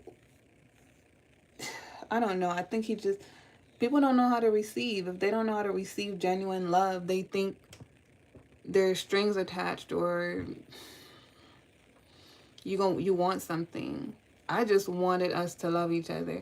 To me, it's like I never understand how situationships get sticky and toxic. Because it's like, isn't the point that we're attracted to each other and we like each other? I'm choosing you. And if we're having fun, we're having fun. Like, what is wrong with us just being friends and open up to each other and loving each other? Why do we have to play this manipulative game of like, let me make you like me more or string you? Like, that's so dumb to me. So I learned that most people think that way and they're not mature enough or healed enough to receive the love you have to give. So you're going to get hurt in those situations either way because they're not coming from that same perspective as you.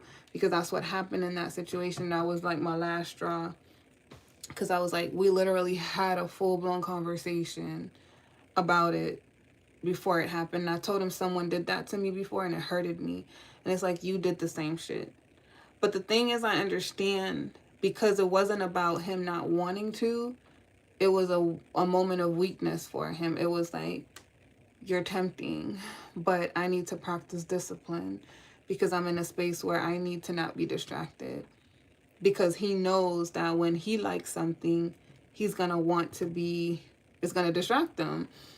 So I think in so many words, he was saying like, I'm going to get too involved with you because I'm going to want to see you. I'm going to want to be around you. Even if you're not doing that, that's something I need to deal with myself. You get me?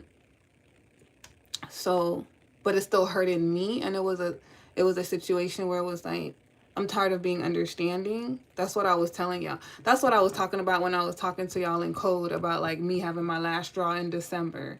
That's what it was. Because it was like, what the fuck? That was the King of Wands that came in for me.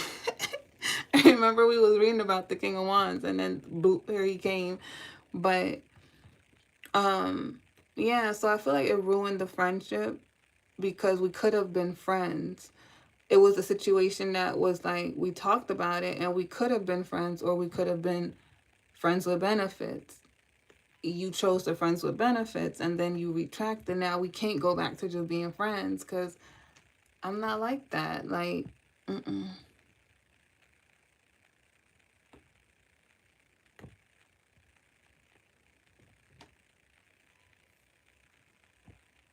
Honestly, IDK, if I could get physical anywhere because it changes friendships and real love. Yeah. It's just best to be single. Go play with yourself. Sometimes that'd be more fun anyway.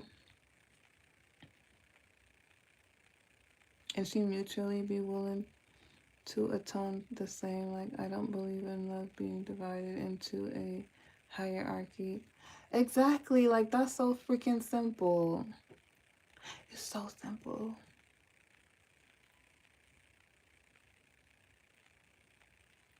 Oh, thank you, Johnny C. That's what this is about, okay? It's about us connecting. Like, I wish y'all could talk back. I mean, y'all do talk back, but like, y'all hear me talk and I read y'all comments, but you know, it is what it is.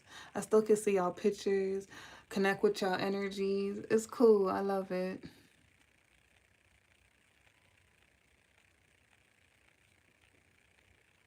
Yeah. So do you feel like you liked a bunch of options before I'm on time? Because I feel like that's the thing too.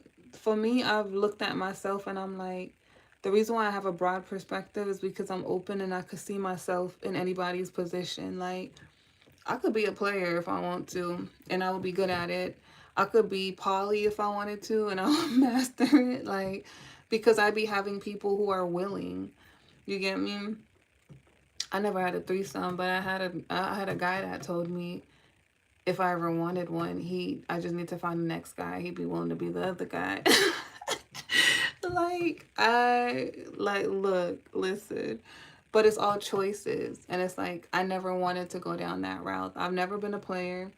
I've never done certain things just because I don't need to experience it. And I feel like certain things, once you experience it, you might get hooked on it. Right? But I understand it. I don't judge it. Like, my twin was a freak. Oh, that nigga was I know he was a freak. Hmm. He didn't want me to know how much of a freak he was, but I know he was a freak. And he's me, but he's my shadow. So the thoughts that I've had, he's lived them out. Okay, he's lived them out. So it's like, but I understand it because I'm capable of it. I just choose not to. I'm strong-minded.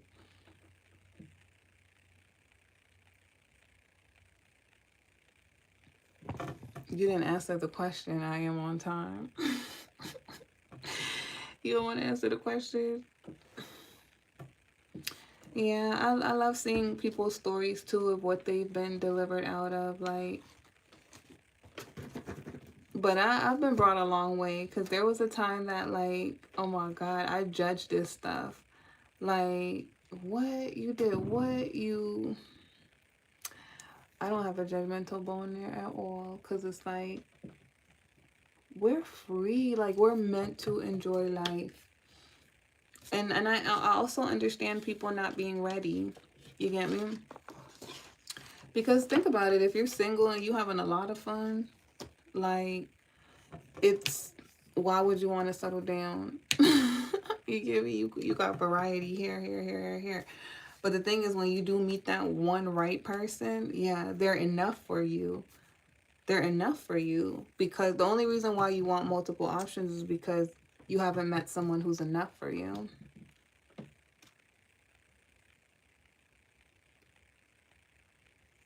Yeah, that's true. I am on time. Oh, you didn't catch that question? That was my only and last time doing that. No, I was just asking if you had a lot of options before, if you had liked having a lot of options, because you was talking about your obsession.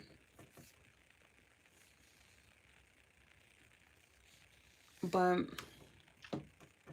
sex is also a natural part of life. I think that we make it a bigger deal of what it is, and we try to make it like it's okay for men to do something and women to not do something, but we all have sexual needs, the fuck. I mean, when you think about it, we're animalistic. It's primal nature. You get me? Animals are the same way. Like, I be watching nature and I just be like, damn. Down to incest, right? I was watching my cats and I'm like, the brother was sleeping with the brother. Like, they have no code. And I'm not saying that that's right, but humans do that too. And it's just like, oh, and I have some family members who, okay, like, but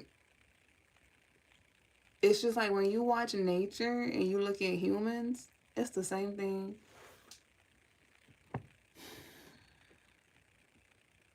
How to know someone is enough? Well, once you know what you're looking for, then you know that they're enough, you know?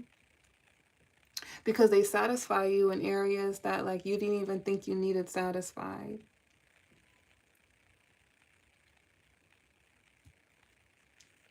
These things about sex is not you because God will shield you. Sex opens a spiritual gate and the Holy Spirit is guarding you. It's like magnets, you'll be prevented from falling. Yep. Yeah, it's natural and it's sacred and it's, I mean, even people who choose to have it, like, they can have it. It's their free will.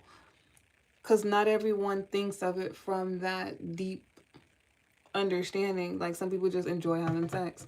But those typically tend to be people who are lonely because they use it as a form of validation. You get me? Rather than something sacred. Shoot, sometimes, trust me, when we start ovulating, I definitely want to blow somebody's line. But then I'll be like, no, it's not worth it. Is it worth it? No. Now, if it was somebody that was sacred too, even if we weren't together, I'd go.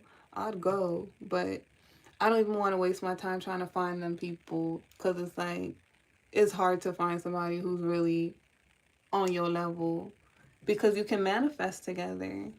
You can manifest. You get me? Open that portal. Open that portal. Thank you, Mars. Mars Queen.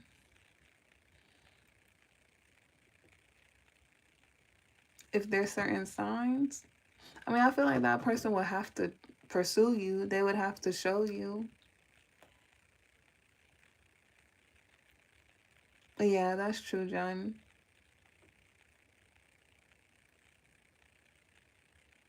Oh, you see loving as absolute obsession. Okay, okay.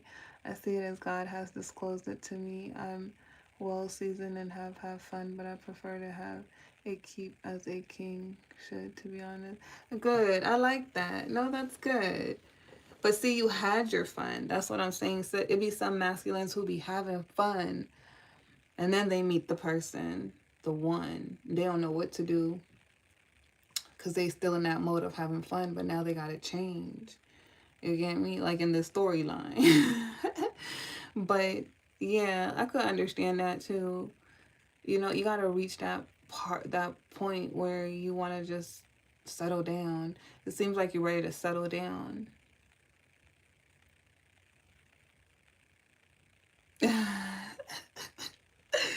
That's so funny. Yes, I do have IG. So I have a Coffee with She and Tarot on IG, and I have my personal page that I'm building right now.